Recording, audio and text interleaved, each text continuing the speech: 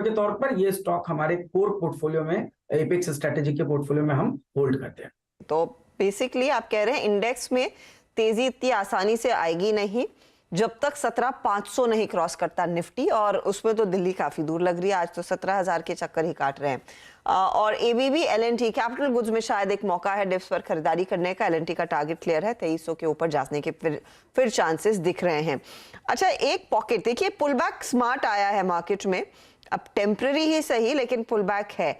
इस pull back के बीच लेकिन एक पॉकेट है जिसमें अभी भी दबाव देखने को मिल रहा है। आप मेटल काउंटर्स देखिए, एक तो मेटल इंडेक्स स्क्रीन पर आ जाएगा, लगभग 3% नीचे था, 2-2.5% तक का नुकसान अभी भी देखने को मिल रहा है। Hindalco, Tata steel, JSW steel, ये पूरे स्टॉक्स है जहां पर हमने देखा बिकवाली का प्रेशर खासा देखने को मिला है। दरअसल आज सुबह में जब हम ग्लोबल तस्वीर देख रहे थे तो वहां पर साफ इंडिकेशन आया था कि ग्लोबल मेटल ईटीएफ्स में भारी भरकम बिकवाली देखने को मिली थी। एल्यूमिनियम में उस लिहाज से 3% का करेक्शन, कॉपर में 6% का, स्टील में 6.5% का, दूसरे स्ट्रेटेजिक मेटल्स में हमने देखा था 4 से 5% तक का दबाव देखने को मिला। अब आज का ये जो रिएक्शन था, क्या एक प्राइमरीली नीजर्क रिएक्शन है ग्लोबल एनवायरनमेंट के मद्देनजर, या फिर ये थोड़ा सा लास्ट कर सकता है, ये समझना जरूरी है। हमारे साथ इसीलिए इस समय जुड़ रहे हैं एक्सिस सिक्योरिटीज के senior research analyst Aditya Velekar. Aditya, आपने भी इनफैक्ट उन ईटीएफ्स में जो दबाव देखने को मिला था, जो सेल ऑफ देखने को मिला था, वो नोटिस किया होगा। अब क्या इसे एक्स्ट्रापोलेट करके पढ़ना चाहिए कि क्रेडिट स्विस का जो संकट है वो आगे अगर बढ़ता है तो ग्लोबल इकोनॉमीज पर इम्पैक्ट आता हुआ दिखाई देगा? क्लियरली यहाँ पर डॉलर इंडेक्स से जोड़कर तार देखेंगे कि वो कैसे रिएक्ट करता है और उसके वो कैसे बिहेव करता है और उसके रिएक्शन में मेटल्स का हाल क्या होता है। आज की कमजोरी को आप सबसे पहले कैसे एड्रेस कर रहे हैं? आज की कमजोरी तो आई थिंक वो एक थोड़ा सा नीजर्क हो सकता है, बिकॉज मेटल्स एक ग्लोबल सेक्टर है और ग्लोबल कमोडिटीज होने की वजह से एक यूएस एक बड़ा मार्केट है, और ये क्रेडिट सुसी का जो न्यूज़ आया उसके वजह से मेटल्स में थोड़ा सा एक पैनिक रिएक्शन होना, वो दैट इज ये एक स्वाभाविक होता है, क्योंकि मेटल्स का जो एक्सपोजर है, जो ग्लोबली ये ट्रेड होती है कमोडिटीज, तो फंडामेंटली अगर देखें तो स्टील और नॉन फेरस ऐसा दो क्लासिफिकेशन है। तो नॉन फेरस का एक्सपोजर जो लिंकेज है वो फेड और उसके फेड रेट हाइक्स के ऊपर थोड़ा सा है, क्योंकि वो यूएस डॉलर में लंदन मेटल एक्सचेंज पे ट्रेड होते हैं। तो जैसे जैसे फेड पाइवोट की तरफ अप्रोच होगा तो नॉन फेरस मेटल्स को मैक्रो इकोनॉमिक सपोर्ट आएगा। और जहाँ तक स्टील का सवाल है, स्टील चाइना के फंडामेंटल्स पे ज़्यादा इम्पैक्ट, चाइना का जो फंडामेंटल्स है वो ज़्यादा इम्पैक्ट करेगा। और चाइना में अगर अभी फंडामेंटली अगर देखें तो उनका जो कोविड के बाद जो रीओपनिंग हुआ है उसके बाद वहाँ पे क्रेडिट कंडीशंस इम्प्रूव हुआ है।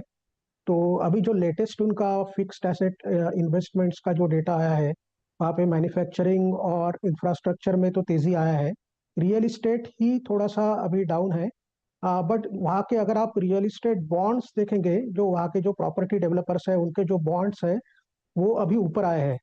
तो उसका सीधा मतलब ये है कि चाइना में जो क्रेडिट ग्रोथ हो रहा है इन द प्रॉपर्टी सेक्टर वो हो रहा है, तो उसके वजह से स्टील प्राइसेस को सपोर्ट रह सकता है।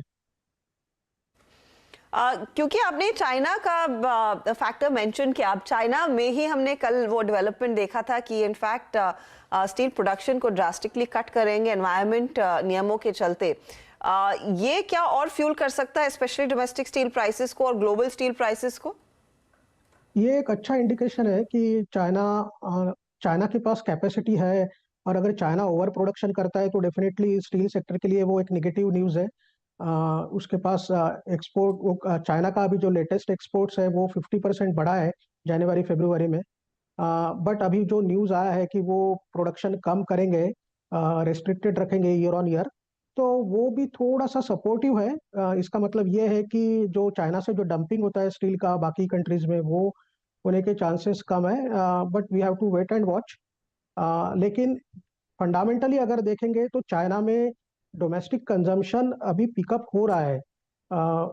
वी आर एकदम बुलिश सिचुएशन जैसे तो लग नहीं रहा है, लेकिन यहाँ पे भी अगर स्टील प्राइसेस सस्टेन करती है इस लेवल पे, तब भी स्टील प्राइसेस अभी अगर आप नवंबर के लो से देखेंगे तो 30% अप हुई है चाइना में, और इंडिया में लगभग 7 से 8% नवंबर लो से अभी लेटेस्ट प्राइसेस अप हुई है। तो इस लेवल पे भी प्राइसेस अगर सस्टेन करती है तो वो मेटल सेक्टर के लिए फंडामेंटली तो पॉजिटिव है।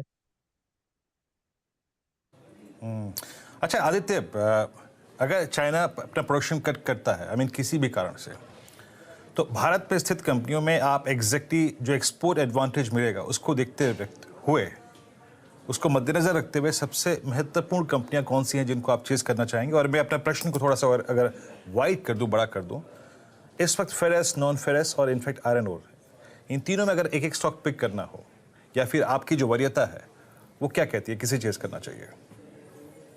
अभी तो देखिए, पहले तो फेरस थोड़ा सा अभी इस सिचुएशन में अच्छा लग रहा है, क्योंकि नॉन फेरस में जैसे मैंने कहा कि वहाँ का फेड ज्यादा इम्पैक्ट करता है और डॉलर इंडेक्स के ऊपर उसका एल्यूमिनियम या कॉपर प्राइसेस डिपेंड करती है। तो एल्यूमिनियम प्राइसेस अभी काफी इम्पैक्टेड हो गई है, क्योंकि ये फेड की जो वोलेटिलिटी है या यूएस डॉलर वोलेटिलिटी है वो अभी उसका अभी तो क्लैरिटी हो नहीं रहा है कि फेड कब पाइवोट करेगा।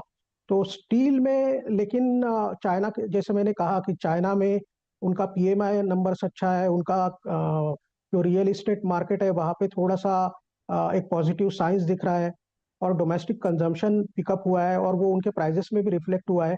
तो स्टील में अगर करंट स्प्रेड्स बरकरार रहते हैं, कोकिंग कोल भी अभी थोड़ा सा जो $400 पे ट्रेड करता था अभी 360 के आसपास आ गया है। तो उस हिसाब से देखा जाए तो Tata steel, JSW steel, JSPL तीनों अच्छे हैं। जेएसडब्ल्यू स्टील का एक्सपोर्ट सबसे ज्यादा है, उसके बाद जेएसपीएल है। तो जेएसडब्ल्यू स्टील एक्सपोर्ट्स के हिसाब से देखा जाए तो जेएसडब्ल्यू स्टील को एक एडवांटेज हो सकता है। जैसा आपने कहा कि अगर वो स्टील एक्सपोर्ट्स अगर चाइना से कम होता है और इंडियन कंपनीज को वो अपॉर्चुनिटी मिलती है तो जेएसडब्ल्यू स्टील एक वहाँ पे एक उस एडवांटेजियस पोजीशन में आता है। टाटा स्टील का एक्सपांशन अभी इंडिया में काफी होने वाला है, तो वो भी एक अच्छा ट्रेड मींस उसको उसका भी आउटलुक अच्छा है। आयरन ओर में थोड़ा सा जो अगर चाइना स्टील प्रोडक्शन कम करता है तो आयरन ओर में थोड़ा सा प्रेशर आ सकता है, because iron ore is a raw material for steel.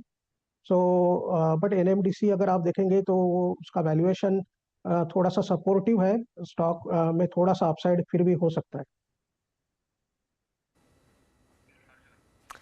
शुक्रिया आदित्य, हमारे लिए समय निकालकर ये डिटेल में समझाने के लिए कि आज का रिएक्शन शायद नीजर्क है, लेकिन अगर आप मेटल्स पर दाव लगाना चाहते हैं, चाइना फैक्टर के मद्देनजर स्टील कंपनियां ही प्रेफर्ड ट्रेड रहेगा, जो हम फेरिस और नॉन फेरिस कहते हैं। फेरिस यानी कि आयरन से जो निकलकर स्टील बनता है, उन कंपनियों पर फोकस करें। नॉन फेरिस ऑफ कोर्स आपका कॉपर, एल्यूमिनियम वाले ट्रेड्स हुए, हिंडाल्को, वेदांत एक्सेट्रा, तो उनसे दूर रहे, स्टील कंपनियों पर ध्यान दिया जाए। चार्टिकली वीरू, कल की तेजी आज थोड़ी सी हवा होती हुई दिखाई दे रही है, लेकिन जब आप लॉन्गर टर्म पर्सपेक्टिव के लिहाज से देखते हैं, कुछ इंटरेस्टिंग दिख रहा है क्या?